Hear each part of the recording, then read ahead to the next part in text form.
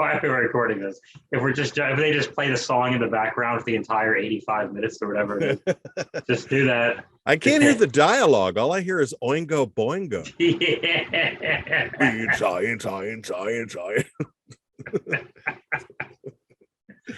Oh, Jesus Christ Almighty! Well, we'll get to that later. Well, if there's one thing we can't manufacture out of nowhere between the magic of science, computers, and thunderstorms, it's an outstanding podcast. Let's cue the theme song. Yeah. Jesse and Bob are two dudes on the job to brighten your day while gabbing away on a pod. Forget your frown, let's see what's going down in Beachtown. Sweet mother of pearl, heavens to Murgatroyd, every which way from Sunday. We are whistling Dixie, waxing philosophical, shooting the shit, chewing the fat, movers, shakers, trendsetters, go-getters, gypsies, tramps and thieves, rubbing elbows, greasing palms, hogging the covers, staining the sheets, a one-trick pony, beating a dead horse. We are Jesse Egan and Bob. I am one of these guys, all the way back from Seattle, back from the Pacific Northwest. Yes. Jesse, what is going on, my man? Good to see you, buddy. Glad to be here. Glad to be back in the old San Diego's. It's plural now for some reason. There's multiple Diegos. And civil wars among them. Yeah. Yeah, it's good to be back. Had a nice road trip. Went up to Seattle and saw some whales in the water, not just walking around. We were whale watching. We watched them. Yeah. There they are. Look at them go. My girlfriend loves orcas. That's her favorite creature, the orca. I don't know if you've heard much about the orca. They're called killer whales or sea wolves. Our captain called them sea pandas because he said they're just big, cuddly teddy bears. He said they're apex predators. They kill everything but humans, apparently. There's no recorded instances of humans being killed in the wild, that is. You keep them in captivity, like at SeaWorld, they've killed like 100,000 people. But, I was going to say, isn't it like a 96% death rate among people who must mess around and tease the killer whales in front of other people while fireworks go off? That's correct. If you work at SeaWorld, you're guaranteed 100% to be killed by Shamu by the end of your shift. That's how every employment ends there. That's why the first 12 rows have the tarp. It's not for the water. It's to be safe from the body parts. It's the gore. It's the gore splattering from the killer whales. But no, they get a bad rap. But that's the thing. Think about this. They live 90 years in the wild and 30 years in captivity. So that just tells you how horrible it is to be in captivity and have to dance around like a trained. And the other thing is they have massive brains. They're in the dolphin family. I learned a lot on this. Our captain thinks that they are the smartest. He believes that they're the most intelligent creatures on the planet. And so I think if you're that intelligent, you keep them in captivity, they really go crazy. And he was saying, people think humans are intelligent because we invented the internet, but he said about a year ago we had to warn people to stop eating Tide Pods. So he thinks we're not as smart as the orcas. I also think chronologically he's been saying that line for at least like 3 years. Yeah, because that's like a little more than a year ago. Right. That's one of his standard lines. But the funny thing is they were talking about trying to sort of rebrand the orcas to make them sound less evil because the killer whale name sounds bad when they really don't kill people, they just kill everything else. But so he's like but the problem is that their scientific name, which is like Orca orsinius or something, I'm not sure, it translates to like evil black demon of the sea, or it's like killer devil that murders. It's something even worse than so. But anyway, it was a good trip though. We went up there with the fam. It was Anna and I and her sister and sister's husband and nephew. It was about 5 of us, all about my size, crammed into a Honda CRV. Yeah, so it was really more like a clown car. When we would get out, people are like, there's more of them. They keep getting out. This is amazing. Don't get one of those. And we did like a rental car that was like the Airbnb of rental cars, where that's like not even a rental company. It was just like show up to someone's house and they give you the keys. You're like, yeah, bring it back. Don't scratch it. It was so weird. And then you get in the car and drive it and you realize everything is janky about it. Like it had a digital rear view mirror. It was like computerized rear view mirror. But I was driving the car. I'm going like, there's never anyone like, this is so weird. And then I realized the visual is giving the front direction. Like I'm seeing the road in front of me in the rear view mirror. It was bizarre. And I would drive for 5 minutes and then the whole thing would shut off. And I was like, this is the worst. After about like a few days, we realized it was like a digital mirror that was like strapped on top of a real mirror. I'm like, just get rid of that stupid thing so I can have a mirror. So do you know how mirrors work where you look in a mirror and you see what's behind you? Yeah. Like, it's not, I hate to be an old curmudgeon, but like the formula worked. Yeah, it did. I don't know why they went digital. They went digital and then it's like recording half the time and half the screen will be the forward and half the screen is backward. Everything about it was confusing. I was like, I don't know what's going on. Okay, what that is the reason these weirdos lend their car out to strangers is because they're recording you folks and masturbating at home. That makes sense. Yeah. That makes perfect sense. Yeah. Good to know. So someone's going to enjoy that vacation. Hey, speaking of whacking it, let's do a follow-up from last week. Yes. Big news. Bob at the Sperm Bank, part 2. I got news from the Sperm Bank people, and they rejected me. They don't want me working at the sperm donor place. The whole thing was an exercise in fertility. Hey, did I say that one last week? I forget. But no, they just said no. I didn't even do the responding where I don't do this anymore. Usually, even if they reject you, you're supposed to respond with something nice and no, fuck you. You with your passion questions and you. I can't believe it. After you went in there and spilled your guts. Yeah. During that interview. And I should have known. Yeah. Anyway, but I looked at the reviews of the place online, which I should have done beforehand. and it turns out they only accept like 1 in 6 billion applicants. It's the strongest swimmer that gets in. Yeah. It's so hard to get through there, but oh well, you can't make an omelet without breaking some eggs, I guess. Wow. So they sent back your deposit, huh? I lost the battle of Bob versus the Sperm people. Which is not a bad film. The tadpoles won. My mother was about to have 6,000 grandkids, and now her heart will be broken. I guess you're probably glad you didn't get that. I mean, if you had got that job, you were going to get fired regardless. I wouldn't have made it to lunch. I wouldn't have even brought my lunch to the first Monday. I'm like, no. I'm going out to eat. So after this one, I'm going straight to Rubio's after this. I'm not coming. You're not taking me back. Let me fire up my Uber Eats app again and drive around like an nincompoop. How's that going, the Uber Eats? I didn't drive the last 2 days. I mean, I'm giving my hip a rest. My hip needs a break. My hip is trying to heal. It feels a lot better. But I got 2 interviews next week on a Monday and Tuesday. So I'm just like, you know what? Neither of those are staffing agency things. They're real jobs. Maybe I'll get one of those and I could just ease up on the Uber Eats. But I did this. I'm so proud of myself. I had a staffing agency job interview that would have hooked me up with a major hospital in San Diego. And their interview criteria. Well, right now I'd be in a Zoom thing meeting all these people that we interviewed at the same time with. It's a group interview thing. But on Monday, I would have had to been there from 8 to 1:30 and then stay later. So probably 2:30. So for a first round of an interview, where basically they just torture you for hours among a group, and then you have to wait around for a few hours to see if you made past the first round. And there's this long list of condescending instructions on when to arrive and arriving on time and what to wear and yada, yada, yada. And it's for a $17 an hour, 6-month temp job.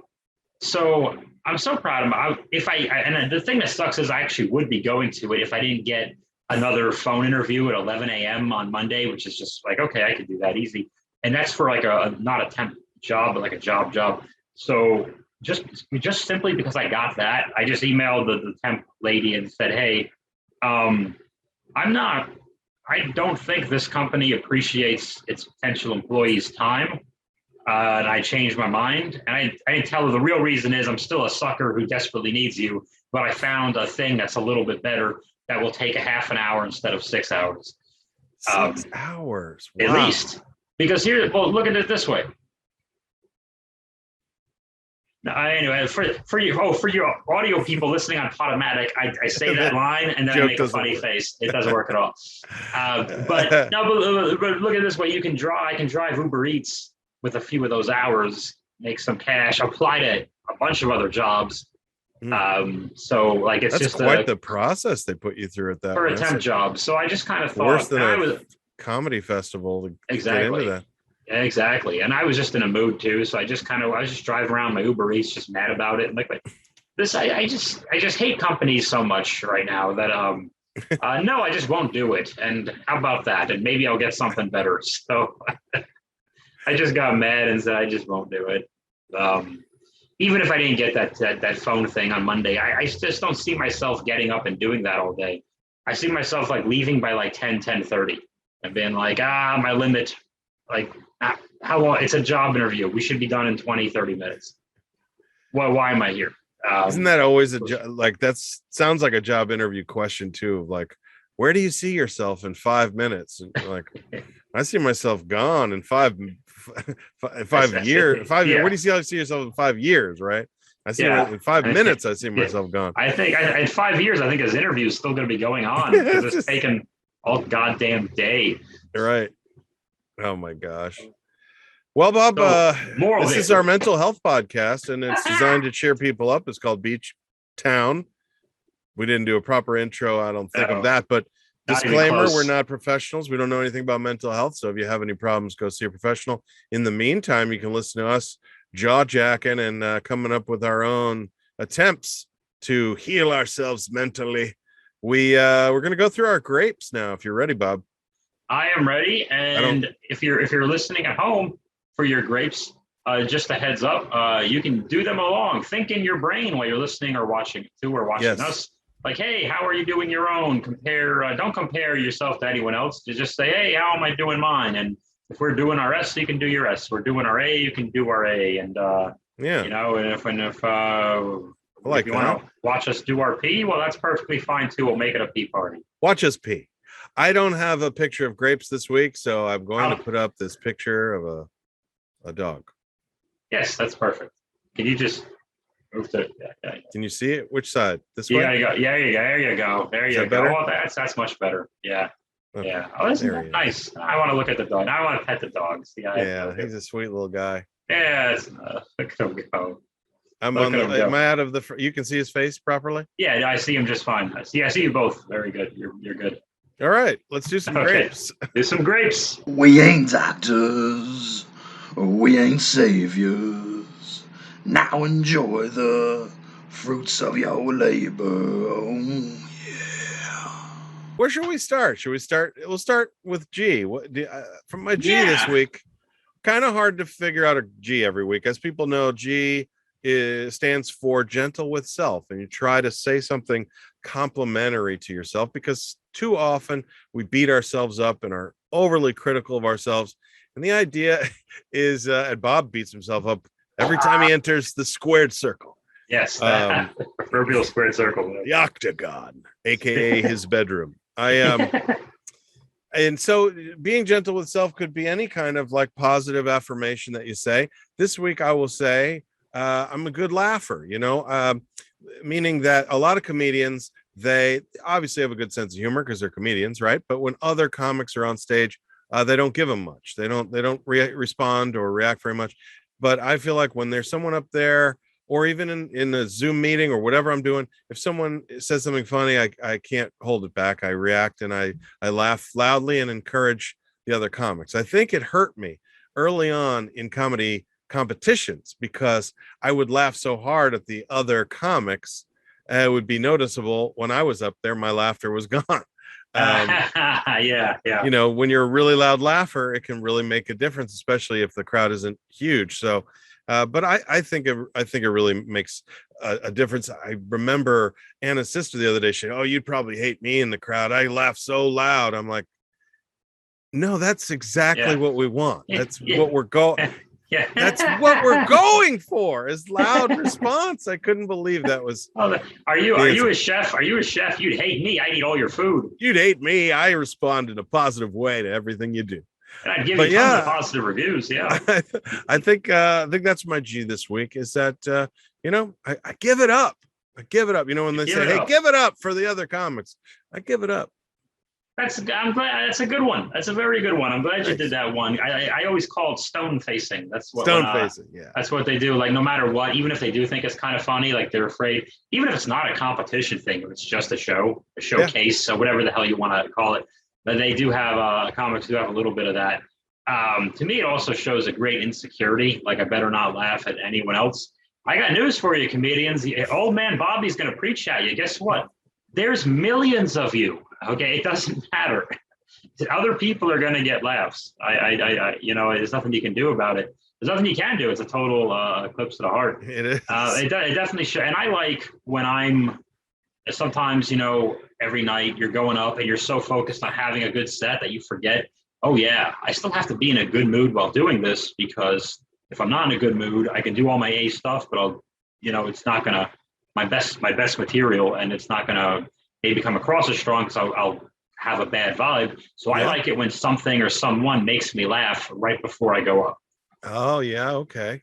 And sometimes I've gotten compliments, when I give someone a wacky intro. And you're good at that. You definitely do that a lot and make me laugh right before I start. I think it's a great way. Yeah. When you say that I was on the host of MTV's Trying to Smash. Trying to Smash, one word, Trying to Smash. Good intro.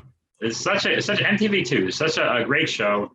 It's a bunch of shows. It's just people texting each other you up at at noon. It's weird. Everyone's just lazy and asleep. Sup, you up? It's just it's a bunch of people just being awake and not getting together. But they're trying. They're trying to smash. They're so bad at it. I love this is my show. I'm pitching this show. I'm also going to pitch my own G. I am great at choosing delicious soft drinks. Yes, that's true. I mean, that's true. I'd never heard of Pepsi Blue until you brought it into my life. Well, I've still never tried it. But it's right here. It's Pepsi Blue. That same damn empty bottle again. Hang on a sec. Let's just look at you breaking more fourth walls than the Kool-Aid man. God damn it. I mean, a brand new bottle that he just is delicious. Enjoy the delicious, tasty flavor. Wouldn't it be wild if the very refreshing taste of Pepsi Blue for just one episode became Pepsi 2? Oh! Look at this. Look at this. One week I want to see a full one just to see what it looks like. It looks blue. Is it blue? Actually blue? Yeah. This looks so bizarre. I want to see it. It looks absolutely delicious. My concern is it would get warm during the broadcast here. But you wouldn't want your Pepsi Blue to go bad. No, but I definitely I'm trying to make this into a real G and seeing what I can do here. I like you have good taste in soda pop. Is that what that's your G? In carbonated beverages. I'm also enjoying a new kombucha flavor called Kavita that I can only get at Target. And my new favorite flavor is tart cherry. I like tart cherry. I usually don't like things that are tart. And one thing I love about tart cherry, I don't have one on me. I'm not going to pull it up. I had one today though. It's way over there. I can't get it. But tart cherry, even though it's good for your gut health, organic kind of stuff, and yada yada, it's still an artificial flavor. So they tart the the cherry first, and then the second time they have to do it again for the flavor. So it's retarted. Oh no! It is. That's terrible. It is. I apologize. Pepsi Blue is going to drop us. Yeah, we're going to lose our sponsor. Well, I'm going to drop them first. You're the baby of this podcast. Kombucha. So they actually found all the kombuchas taste the same to me. They taste like ginger and like hacky sacks. That's our word. You can't use that. Ginger. Sorry. Yeah. Okay. I know. I forgot. Okay, so that's a pretty good G. You got a Thank good you. you got a good choice in you love Dr. Pepper and Dr. Pepper Zero. Do you want to go there now? Dr. Pepper Diet Dr. Pepper. Do you got one of those? Is there a prop nearby? Do you happen to have I might have a little Diet Dr. Pepper right here. I just picture your apartment you're just swimming in bottles like it's a ball pit of empty soda bottles. That's 100% untrue. Usually small Diet Dr. Peppers. That's even dietier. It is. Well, sometimes I just need a little refreshment, but other times I need the full taste of Diet Dr. Pepper. That's a jumbo. That's great. Well, no, this is a regular 16.9 fluid ounce. But I'm just saying I need a little refreshment, or I need the full Diet Dr. Pepper refreshment. And what's most important when you're being gentle with oneself? Be extra gentle when you go to coca-cola.com/Diet Dr. Pepper, enter the promo code Beachtown, and you know what happens? What's that? Absolutely nothing. Sweet. We're going to retroactively add the word from a sponsor part right there. Pepsi.com. Please sponsor us. Promo code Beachtown.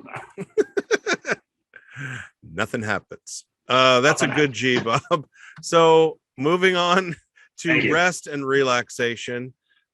We struggle with this one every week, but this week I had less of a struggle because of two things. One, being on a long road trip with a lot of walking around in the Seattle area, and two, the last hotel that we were in Anacortes, this little island area off of Seattle, had two queen beds, and I have to admit, Anna and I slept like old people. we each and we laughed at it first, like, oh, we're not going to do that. And then halfway through the night, when with the sneezing and the snoring and the jostling, I said, I might go use that other bed. And then it was like it was pretty freeing. I do think maybe a king size bed is great, but two queens, I'm getting the appeal right now of like, these Leave It to Beaver shows. I was going to say that now that you've slept like the honeymooners, do you think do you think this is a good plan for the future? Like, it was hard to go back. I'll tell you, last night I didn't sleep well. I was sitting there going, I wish I had my second bed. No, the truth is we need to buck up and get a larger bed. We got a queen, and we're king size folk. We need maybe a California king. So that's what we're thinking about getting. But the double queen was kind of funny. It was just funny to admit to ourselves, like, this is pretty sweet. Like, I get why people do this now, That's very comical. Yeah. So I guess in the old days, they would just do some humping and then go to their separate corners, Apparently. They would do all their humping on like a twin size, apparently, and then they each go to the other twin. That's right. Bed. So I think my rest was good this week. How about you? Took a nap on a couch. Nice.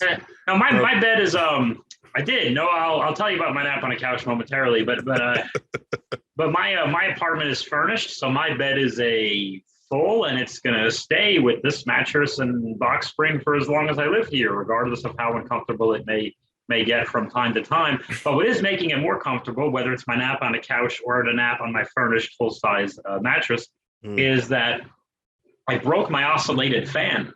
I just tapped it and it just snapped in pieces because I got a $20 one from Walmart, which is 4 times the cost of my Walmart shoes, if you remember from last week. I'm loving those $5 Walmart shoes, by the way. I think I'm onto something. That's fantastic. They're very relaxing to go with the theme here. But I'm so happy. So I went out and I splurged. Instead of the cheap $20 oscillating fan that always breaks, I got a $30 box fan from Walmart. And I love this thing, and it was really what I wanted beforehand, but I was being cheap and saving the $10, and I paid the price for it. So I learned a lesson here. Don't know what it is, but I got the box spring. I got the box fan. Jesus, and I slept on the box fan, and my back is torn to shreds. And I got the box fan, and it's nice because it's better than oscillating. Just listen, I'll just go over. There's no assembly required, so it can't stop continually just break and fall apart. It's just a stupid box. You pull it out of its own box, you plug it in, it goes, and you point it to where you want to go. The settings are very powerful. It's on setting 1 right now. I hope people can't hear it in my microphone. And as you're speaking of that, I know you have some issues with assembly required. I saw you posted a picture of a new cabinet that you built. Yes, I built an IKEA cabinet. Well, it was and I got it at Walmart, actually, if you could believe that. I believe it. You know what else you can buy at Walmart? It's out of reach, but you can get a Pepsi Blue. Pepsi Blue! Pepsi Blue! Oh boy, Pepsi Blue! My boy, Pepsi Blue! Pepsi Blue! A very refreshing Pepsi Blue. Oh, God. And this box fan almost Pepsi blew me right over because the settings are very strong. Look at that. I got puns in the oven, Betty. Oh, wow. So I enjoy it. It's just easier, but I built the shelf incorrectly. You are correct. I was not correct. So the unfinished wooden portion of the shelf is now facing outward. I've left it because I think it adds character to the shelf, and because I'm lazy. And the entire top shelf is Masters of the Universe. The middle shelf is Transformers, and the bottom shelf is G.I. Joe vehicles. Nice. So my place is more organized. So this thing actually helped me organize and clean the apartment, which leads to a less cluttered mind, if you will. And I think that's probably why I have the 2 job interviews next week. Fantastic. Less cluttered mind. And also that cabinet, you said it has He-Man at the top, Transformers, G.I. Joe. Yes. Well, on the very top is the box fan. So when box fan season is over, I'm going to move the box fan, the G.I. Joe. So basically the broken oscillating fan, the oscillating fan was broken. So I threw away the oscillating fan. So what you're saying is that the reversed shelf on there is the least embarrassing part of that shelving unit. Yes. Basically. Okay. Yeah, because He-Man's a hero. That's why. Kevin Smith. Kevin Smith, he will learn. I want to beat the shit out of him. Can we arrange that? Can I fight Kevin Smith? That could be a good cartoon. So what about accomplishment? Did you get to fight Kevin Smith this week? That would be I did not. I don't know if I could count the shelf as an accomplishment. It almost was to the very end. That damn thing was nearly an accomplishment. 9/10 of it is an accomplishment. Yeah, I think it counts. Yeah. In addition to using the shelf to clean the apartment, I also vacuumed and whatnot. You get an extra accomplishment too by posting the picture of it and having people get some laughs out of it. There's another double whammy. Yeah, I did that, and I hate it when the thing that gets the most likes and best response is the thing where I look like a boob. I just look, to quote the mighty Skeletor, the Lord of Evil, a royal boob. That's what he calls people. Royal boob. Yes, he calls people a royal boob. How great is that? I like how all the villains from that era of the 80s all had like this kind of high-pitched voice, like they all sounded like this. Skeletor, yes. Because they're being, like I'm Starscream.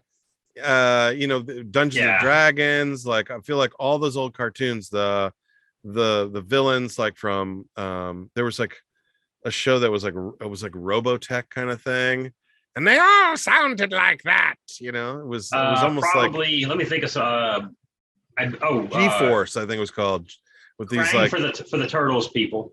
I wasn't a big turtle. Turtles is a little bit after my time, but Krang for the Turtles people for sure. Yeah. Gargamel of the Smurfs. Gargamel, Azrael. But Megatron was deep and gravelly. He was old timey and gravelly. But Cobra Commander and Starscream were actually just voiced by the same guy.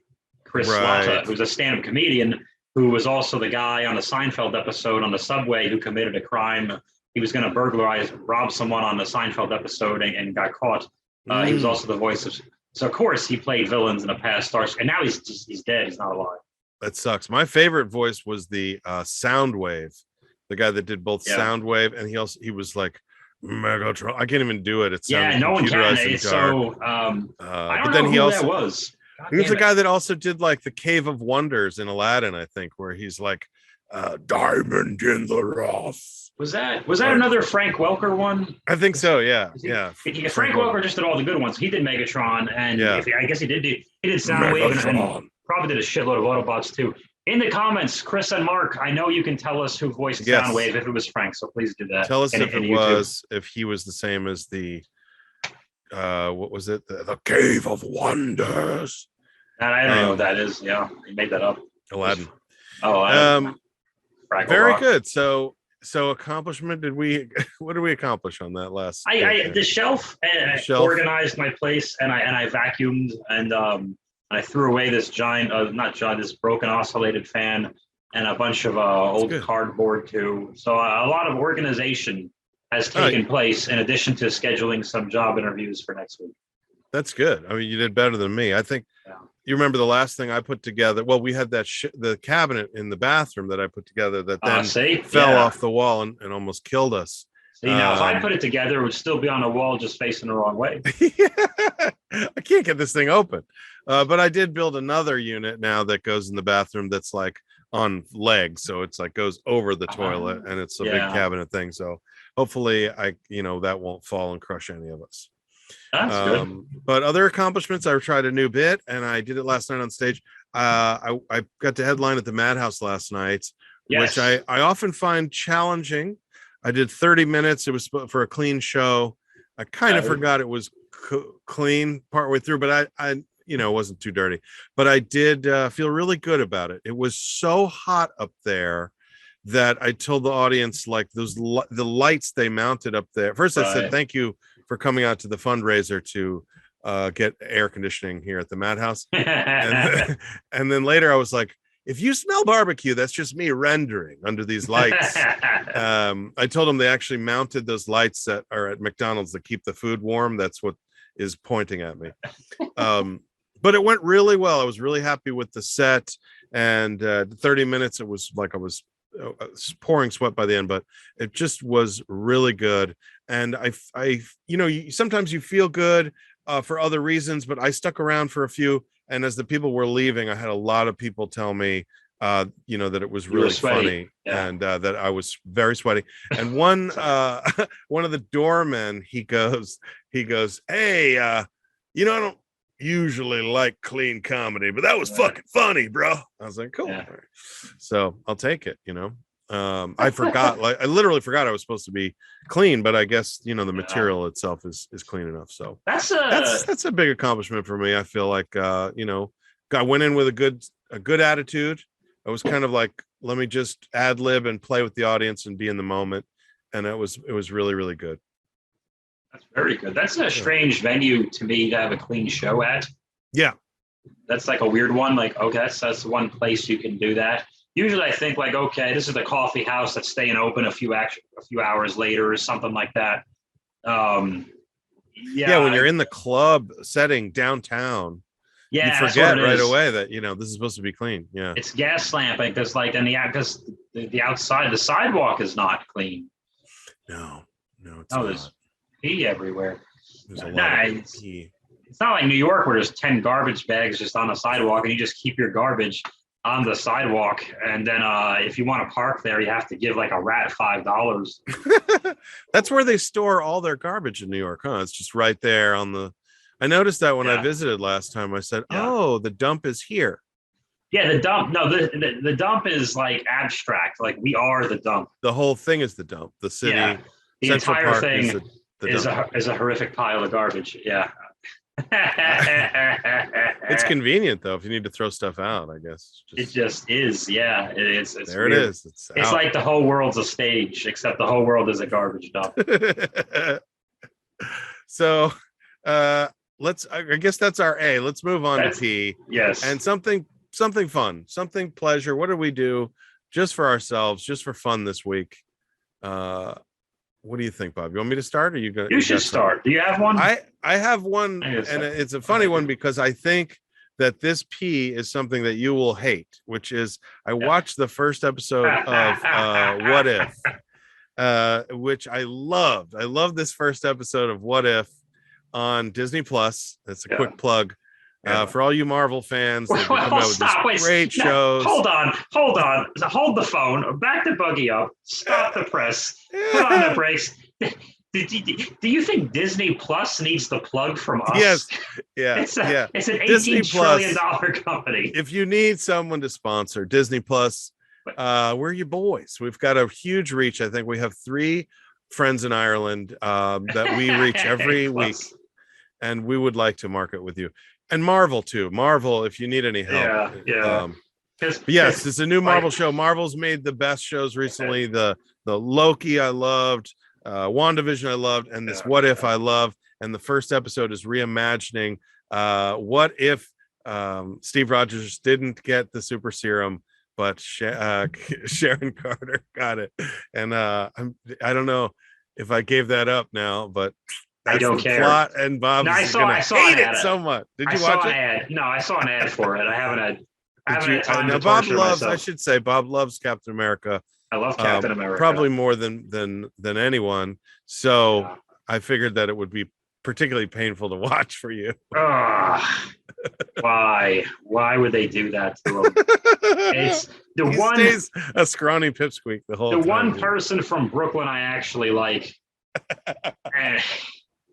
is imaginary. Is imaginary, which should say something, and from 80 something years ago. Yeah. My mom's from Brooklyn, but we're still including her. But my mom's from Brooklyn too. We're still including only Captain America. Poor mom. My poor mother. She hasn't watched poor moms. This. No, it was funny. They'll never watch this. She hasn't lived in Brooklyn since before I was born. Please. Yeah. You're not from anything with New York. If you're gone for like a year, like they don't count you anymore anyway. So it's kind of like whatever. The crazy thing is that their accent remains forever. My mom's accent will outlast like Arnold Schwarzenegger's. I mean, that thing is hanging on for dear life. Like Schwarzenegger hears your mom and he's like, "What is with the accent? Yeah, why don't you just adopt the regular talking voice? You're in America now. You don't live in Brooklyn. Get to the chopper. You lived here so long. Why do you still talk like this? Come on, I am your brother Julius." I tried to watch Raw Deal the other day. What's that?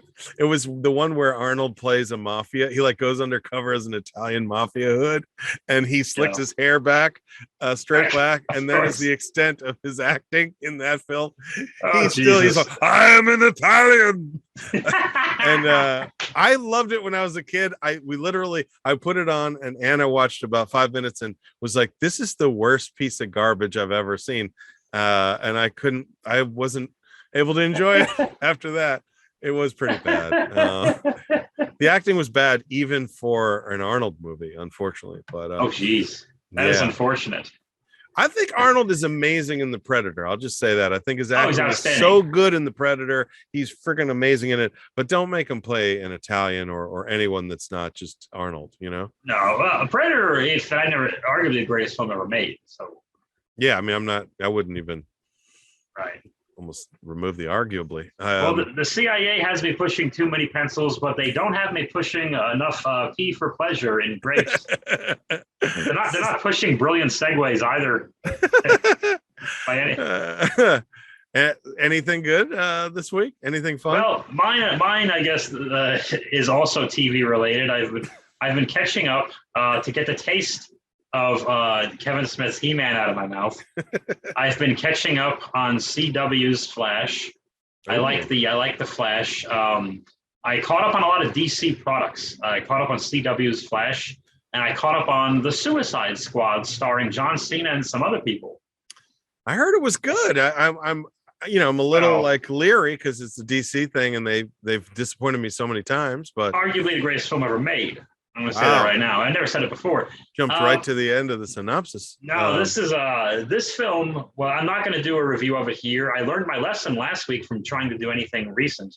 Yeah. I tried. I meant well, and I didn't know that it was just going to be all death and destruction. If you watch only the John Cena parts of the Suicide Squad, it's an excellent movie. He's so charming and so handsome in this. He loves John Cena. John Cena. He's really good in it, and Margot Robbie is in it, and she's playing the Harley Quinn character we're pretending we haven't gotten sick of. Yeah, she does that thing, and then I hated it for 20 minutes. And you've heard me say this before with some movies. I passionately hated this thing for 20 minutes. I'm like, this is total shit. This is garbage. There is no hero. Everyone's a scumbag. Blah blah blah blah. And then they do like a bit of a 180 and a misdirection and tell you, okay, this is the real movie. They could have done that 5 minutes in instead of 20 minutes. I thought it was a little excess, but anyway, because every new director is misdirection, man. How'd that work out for you, Star Wars?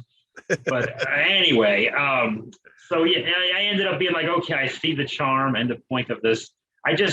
Does it feel like Guardians of the Galaxy? Because I know it's by James Gunn. Does it feel similar to Guardians? Like, was there a bunch of music in it and flashy sort of colors? Not specifically for music reasons. There's some songs in there that are pop culture songs that work, but more so it does for tone. After that 15, 20 minutes of garbage is over, then it kind of feels like Guardians. So I would say, even if DC has not been your thing, and I know it hasn't, I would say stick it out and you'll be happy. You'll forget all about. I heard this and Shazam are both good, and I've been telling you for years because I know you've been telling me that, and I believe it. Shazam is a feel good, charming, heartwarming type of movie, and Joker too.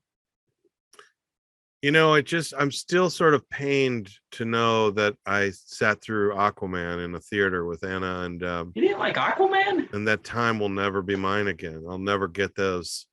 I think Jason Momoa was very charming and handsome in that. He swam in jeans. Yeah. Okay. So we've peed. I think now we've peed. Let's talk about E. Yes. Exercise. I went swimming as soon as I got back from our trip. We had a nice long walk out on the pier and ate at the co-op and went swimming all in one day. It was a very productive day. Today I spent all day indoors writing, but yesterday I had a very good E. So hoping to take a nice long walk after our podcast today. Been trying to motivate us. I had us to go walk down to the cliffs and go up and down the stairs and walk around the cliffs for a while. It does help having a second person to like push you that wants to do off the cliff. Yes. Yeah, to push you right off the cliff. But yeah, that's really it. I don't have anything really too good, but I did go swimming and do some laps, and I felt great about that. Well, you did a ton of walking in Seattle. I saw you were walking over the glass ceiling of the Space Needle. That was scary. Which terrified me to see it. I seen the picture terrified me. I forget that. I'm so afraid of heights that when I'm watching a movie and they lean over the edge of a building, I can't stand it. I can feel my feet curl up like they're trying to hold on. So I had, me and the nephew, Lil C, we both really struggled with that. Not only is the whole thing rotating and moving and you step onto it and you're moving, but there's big sections of it that are totally glass and you look through to, hundreds of feet drop. And it really is, honestly, the part that got us the most was you go out onto this observation deck and it's completely just glassed in. It's just like glass, and there's like glass benches that you sit on that you lean back, and it's almost like leaning over the edge. And C and I stayed as far. We're like taking pictures of Anna from like, we couldn't stand being out there. That part was really tough. But I would say that the longer I stood on that glass floor, I started to feel a little less scared of heights. I feel like if I did it every day, maybe eventually my fear of heights would go away. I don't know. It's one of those weird things. I thought it would get worse, but it started to get, it was very, very expensive to go up there. And they didn't have the restaurant open, which was a shame. So I don't know what, you're paying for the view. I don't think I'd be hungry when I was up there. That terrifies me. I would make, if I was there, I'd make myself do it. I'd force myself to do it for the experience. Yeah. But I would hate every second of it, but then be glad I did it. That's pretty much what it was. It's like it was like a roller coaster experience. Here's the thing, though: if the glass were to break and you were to fall through, you would hit the ground and you'd die. Yeah, you'd be dead. Mm-hmm. Has anyone ever done that? Not me. I made it, but do they have a no one's fallen through and died since number of days like calendar like they do with? They have to erase nuclear. It. They're like, here we go, another one went over the edge. Like you get in there, they're on day 4, and you're like, Jesus. One of the weirdest rules they had was as we're going up, they had a big sign that said "No talking on the elevator." I've never heard that before, but I thought, hey, I always follow that rule anyway. So, but yeah, I just thought that was no talking. What was the incident? I don't know. What the hell was the issue? That came, something happened. Yeah, someone was like, "Who farted?" And they're like, "No talking on the elevator." So, I don't know, but because someone raised their voice and went, "Hey, 4 days ago, some asshole fell through the glass at the Space Needle." And then they started screaming and got to the top. The doors open. Everybody ran out. And then, someone else said, "We got to do something about this. Put up a sign." We're talking. Yeah, put a sign up. But yeah, now I know with you had the hernia and the hip. Yeah. Oh yeah.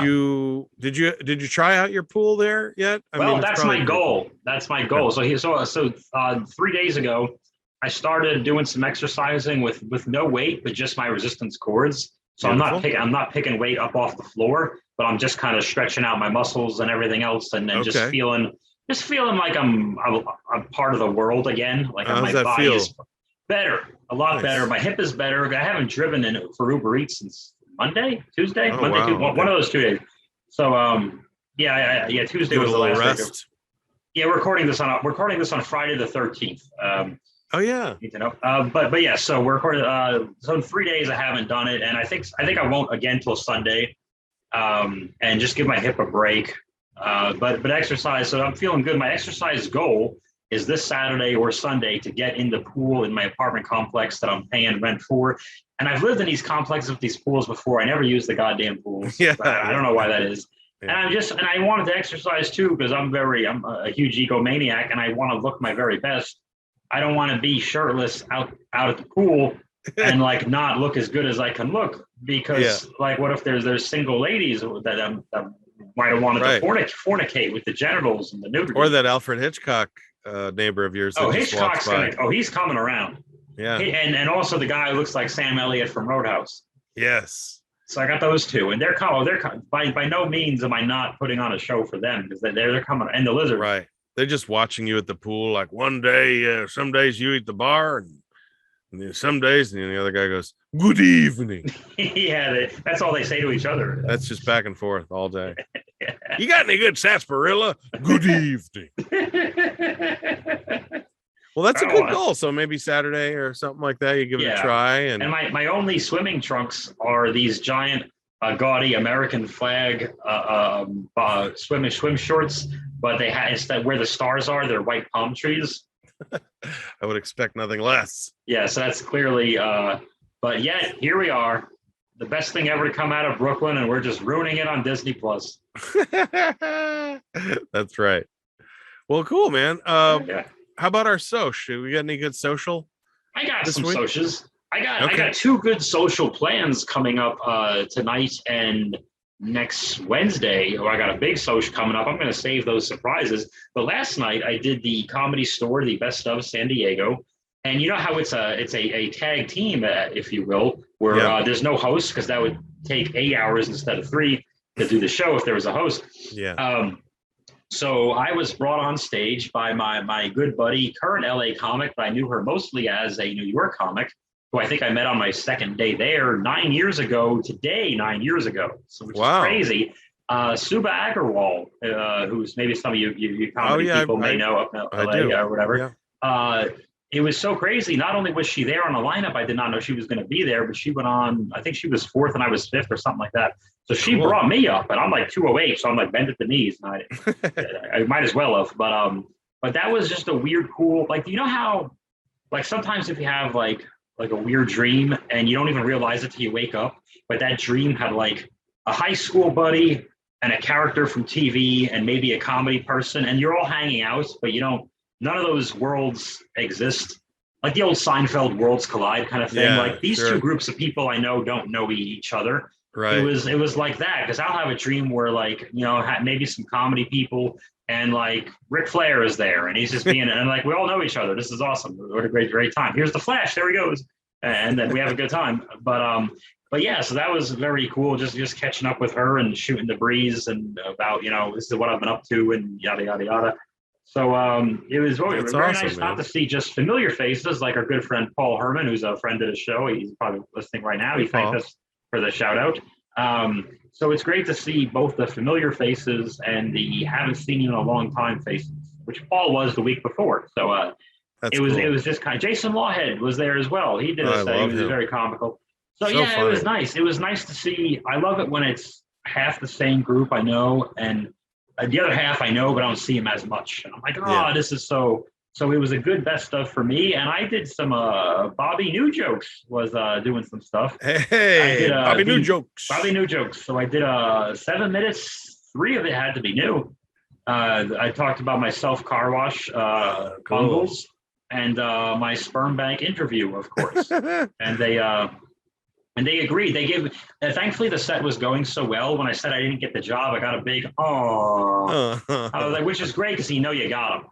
Right. Yeah. That's when they get when you make a self-effacing joke and you're waiting for the laugh, and they actually go a little that's when you know you've got them, because you can't okay, now they're rooting for you.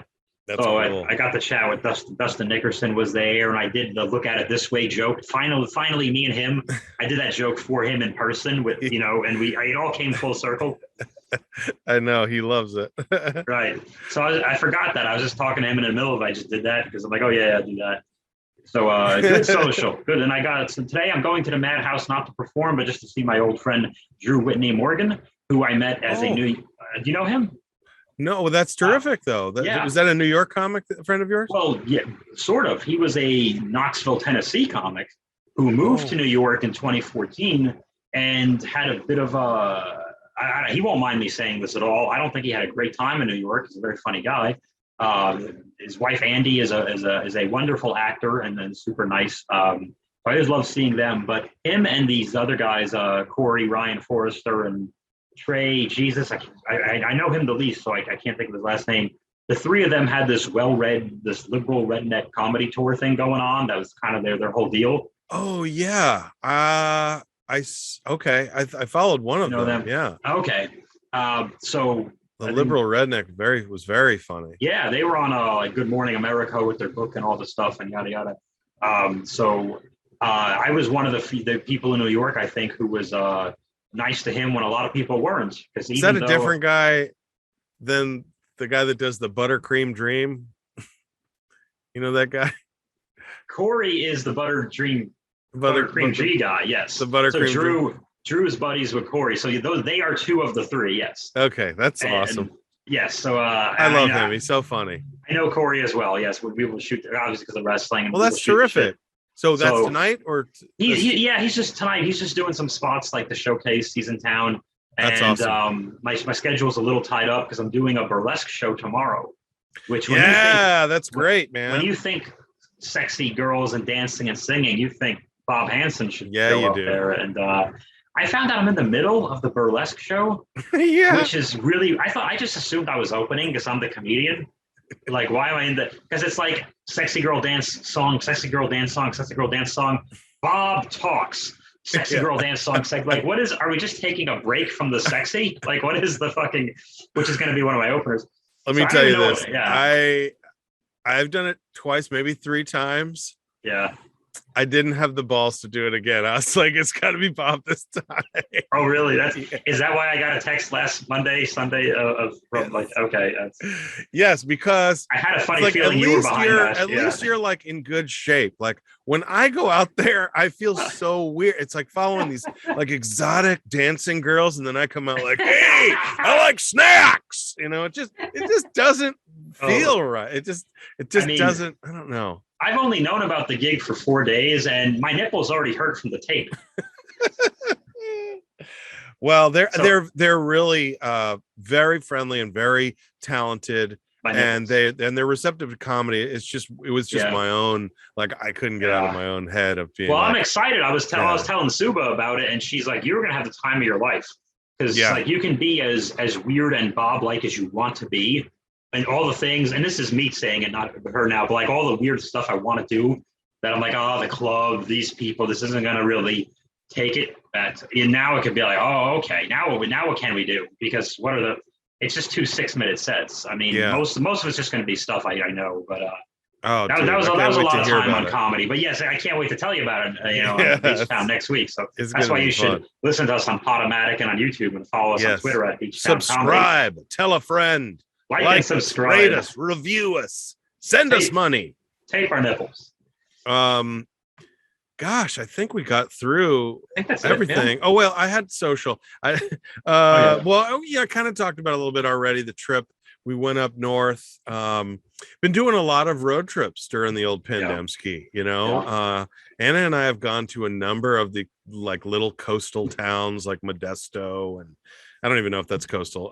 We went to Morro Bay, which is what I found is like the little coastal like sailing little like fisherman towns. They have like two types of people in them. They have the tourists, like idiots like us, just like snapping pictures of everything, and then they have the locals who are just staring grimly at the tourists. You're just like, they all look like Quint, you know, the shark hunter from Jaws. Yeah. Like they're just looking at you like, yeah, I'll catch that bird for you. They have this look that's like they're like, yeah, you enjoy our bay. You don't know what it used to be like when the abalone flourished. People would come from miles around. Celebrities would get our abalone.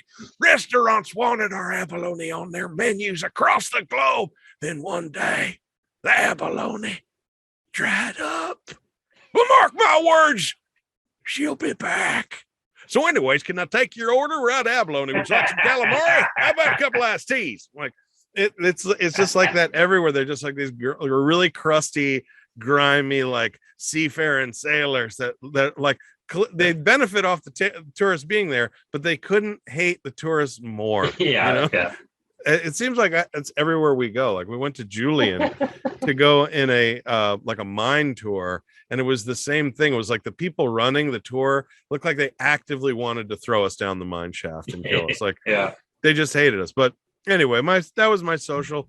Went up there and visited some people that had hate us, but it was really fun. I got to go to Seattle, and I was saying online that the music scene is really it's flourishing. I saw Iggy Pop like 3 times riding a BMX bike. I think it was Iggy Pop. It was a shirtless guy with a lot of veins, and I'm pretty sure it was Iggy Pop. So I noticed how this is episode 10, and I've noticed that a lot of your socials and stories and what you've been up to half the time revolves around you've been in Vegas, you've been in Palm Spring, you've been in Seattle, and I'm probably missing a few. It's always these places you've gone to that are within reach, Julian, but and mine is always okay. I almost got into a fight at Walmart. At Walmart, yeah. And then I bought these $5 shoes at Walmart, and then I got this shelf at Walmart that I built wrong, and then I got Pepsi Blue at Walmart. We do have a lot. Yeah, you have a lot of Walmart tales. Yeah.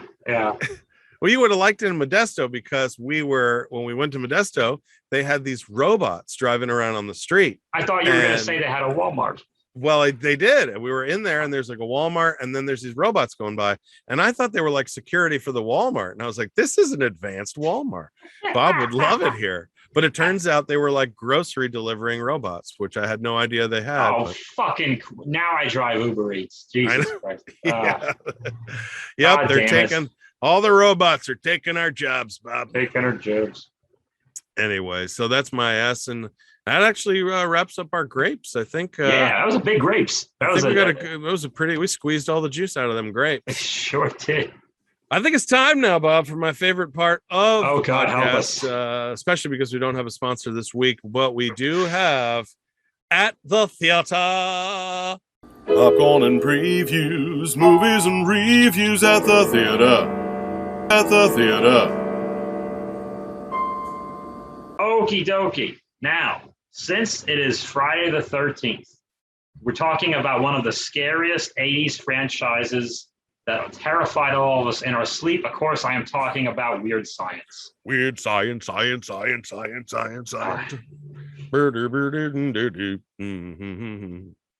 can't stop. It stays in your head, I think. It does. It's been in my, like I said, it's been in my head for 3 days. We were chatting earlier. This is my favorite background, by the way, because it really looks like that's my hair. I'm going to do everything I can to make that a thumbnail pic for the YouTube. Because that really makes me laugh. That's silly. And those faces that Michael Anthony Hall and the other guy, Wyatt and Gary, those faces they're making are the faces anyone would be making today if they watched this film. Yeah. Yes, absolutely. You currently watched it. You would look like that. Are we ready? Let's do it. I think I'm ready. Let's create our dream review. Okay, and here we go. 1985's Weird Science, starring Anthony Michael Hall, who somehow looks older than he did in Breakfast Club in 1988. I don't know how that happened. And Ian Black or Ian Mitchell Black, I don't know who the hell cares. Wyatt and Gary. I try so hard, Jesse, not to judge old movies by today's standards, but I gotta tell you, it's wildly inappropriate. I was uncomfortable 100% of the time watching this. There was no point where we got a breather from anything that was. I'll give you. Okay, let's start from the beginning. Okay, Wyatt and Gary are nerdy guys and they're geeks in high school, but also they're kind of leering at the girls. So much like Weekend at Bernie's, they don't have any good qualities or reasons for us to cheer for them. And there's two of them. It's a buddy movie of people being bad people. It's a bad buddy movie. They don't even seem to like each other that much. Much like Weekend at Bernie's, it's a buddy movie of hatred. It's twins isn't. Oh, we just wow. They all the same. They just made the same movie 80 times in the 80s. So these two guys, they're leering at the young ladies and they're talking about boobs and stuff. And then Iron Man shows up with another guy who's taller than him, and they pull the shorts down for Wyatt and Gary. And I thought their penises were going to be exposed, but they were just in their underwear and they're covering their balls and their wieners like this. And then all the girls point and laugh. And then the two guys decide they're nerds and they have a sleepover at age 15 and don't know why everyone thinks they're nerds. So then they decide, hey, dark-haired guy, you're really good at computers. Can't you use a simulation to make like our own female, not like a physical female, but like someone who we could ask questions to about how to like what they like and what boys they like and how to get them naked and whatnot. And he says, well, okay, we'll try it. And they type in this program with computers and you see like green digital boobs. And that's all these guys cared about because everyone in the 80s only liked boobs. And then there's a thunderstorm and it hits the house and everything explodes. And which one's Wyatt and Gary? I forget. Dark hair. His parents are out of town, of course. And Chet, his older brother, was a military guy who hates them and just bullies them and steals his money for no reason because no siblings in the 80s liked each other, according to all of these films, if you remember. So the thunderstorm causes Kelly LeBrock, who's British, and don't look her up today because she had like the first lip surgery ever and it didn't look good. But Kelly LeBrock shows up and she's sexually hot and everything is smoking, like literally, and there she is. And it's very confusing. And then they take a shower with her and they see her naked. I guess they see her private parts. But then the camera pans down and the two of them are wearing their jeans in the shower, not unlike Aquaman, who made it cool. Thank you. But so the two of them don't know what to do with the hot lady, and the hot lady is getting into all this trouble. And somehow she gets like a convertible that someone just gave her for being hot, and I don't know why. And she takes them to a bar they can't get into. That's the most realistic part of the film. Yes, it is. But the whole time they're just leering at her body, and they don't understand the severity of them bringing a human into the world. And the kid's just worried about what he's going to tell his parents about he's 15 and why this 20-something-year-old lady is living with them now and never wears any clothes.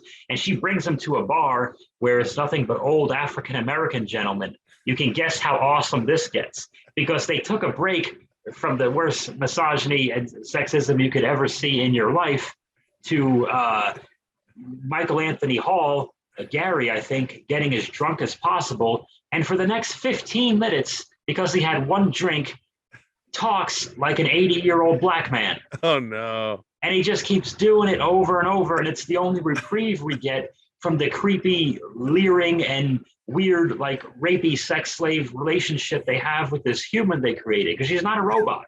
She's just a human made by a computer who's only been alive for a few hours.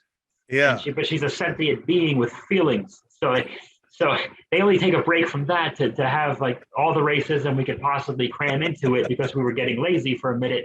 And then they go to the mall and Iron Man shows up again and he dumps a big Iron Man and his friend dumps Slurpees onto the heads of Gary and Wyatt, and the two girls that they're dating are their boyfriends, but they admit they only like the guys because those guys are popular and they don't even notice the dorks. You can see where this is going.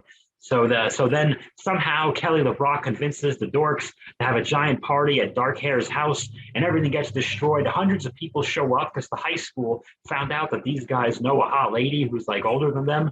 So it's like the story of the town, not unlike Elvira, Mistress of the Dark. So it's kind of the same movie, except she's real, but she has spooky powers and not science powers.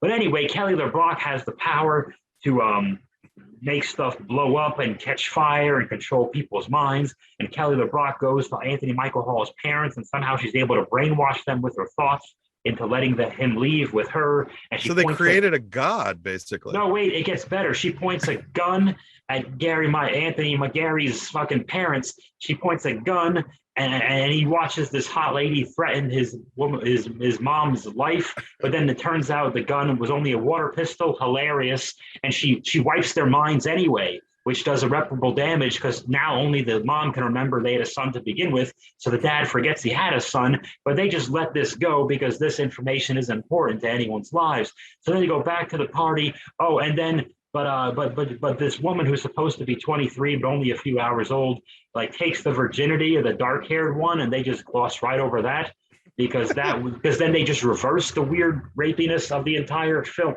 And then they have a big party, and Iron Man and his friend War Machine, they want to have sex with the hot lady, so now they're extra nice to the two dorks, and then the two dorks try to create another one, but Kelly Brock finds out and gets mad, and she says, the reason you guys don't have girls like you is not because you're dorks, it's because you're not thinking about other people's feelings, and you're not being honest, and you shouldn't even be nice to those guys for the way they treat you and embarrass you.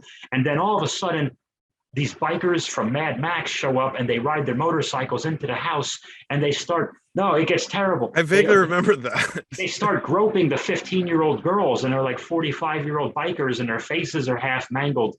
And this is cool somehow, but and then the two dorks, the girls that they like, are being groped by the bikers who are just riding motorcycles through a high school party for no reason at all.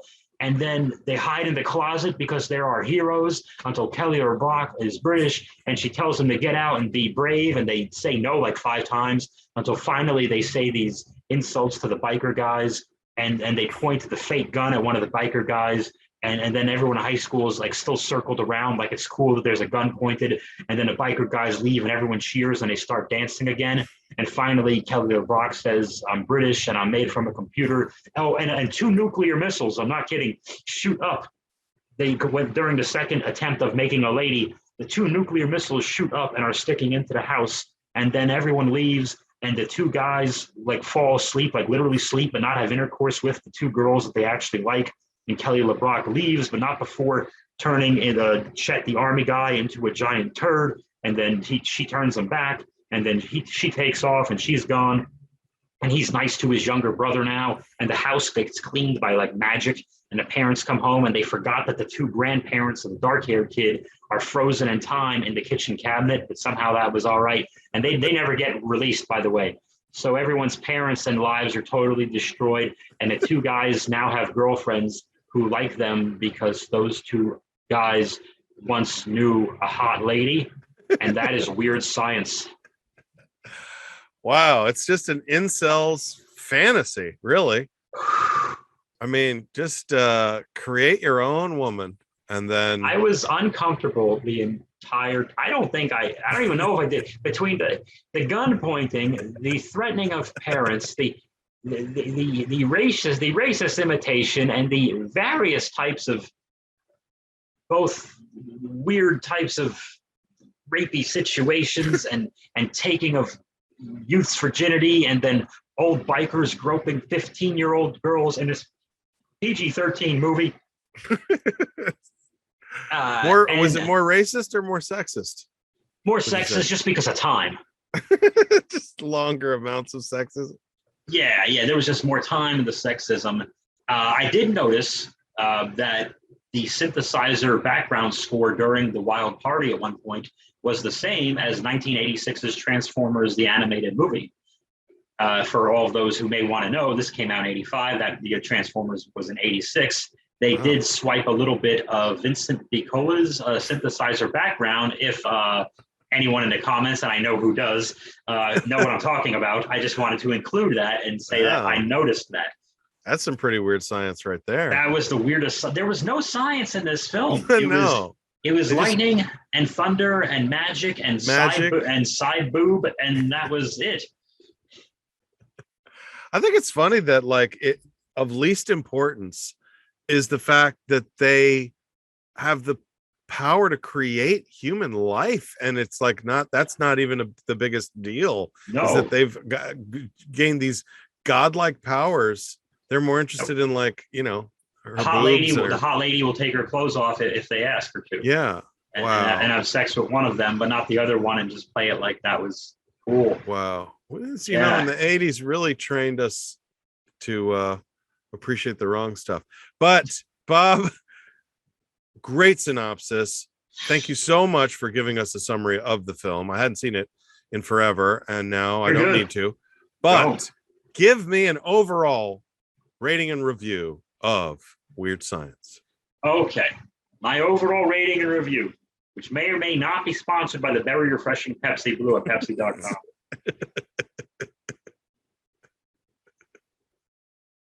Arguably the greatest film ever made. It was a good pause. Wow, thank you so much, Bob. If my pauses, thank you so. You're welcome. If my pauses were any more pregnant, my punchline's water would break. True. Thank you so much for that, Bob. That was an amazing at the theater, and everybody rushed out. I never want to relive that ever again. I won't even watch this in editing, and I'm the guy who has to rewatch our episodes like 2 or 3 times. You don't want to. I won't even rewatch this part. Yeah. So we don't recommend that unless if you're living in 1985, I guess, rush out and see that movie. And you want to watch arguably the greatest film ever made. Yeah. But anyway, that's our episode for the day. Thank you guys so much for watching / listening to the Beachtown podcast. I've been Jess Yegan with Bob Hansen. Bob, where can people find you? Under the bed every time Weird Science comes up, just shaking like Cringer and He-Man. Weird Science. They should have just played that song the entire day. Oh no, they can find me, goddammit, at Bob Hansen Jokes on Twitter and Instagram. And you can see, find out about all the shows that I do that come up very last minute, and chances are you live too far away to go to them. But just so you know, I'm on them. Beachtown Comedy. Find at Beachtown Comedy, because we are now eligible. I haven't done it yet. We are now eligible to submit to Spotify. Yes. So the second that is approved, what you want to do, you want to be already following at Beachtown Comedy on Twitter. Yes, we're like De La Soul, baby. We're about to be streaming on Spotify. Whoever that is, yes, we are exactly like them. Yeah. Rap. Yes. Well, we have to end the episode. Okay, follow us at yes. Also, you can find me at Jesse Egan Comedy on all social media. My website's jesseegan.net, and my special is That's the Spirit. It's on drybarcomedy.com, and that's where you can find us both. Any last words, Bob? Well, that's not a good way to say it. Any final thoughts? That doesn't sound good either. From our hearts and from our hands, why won't people understand Weird Science?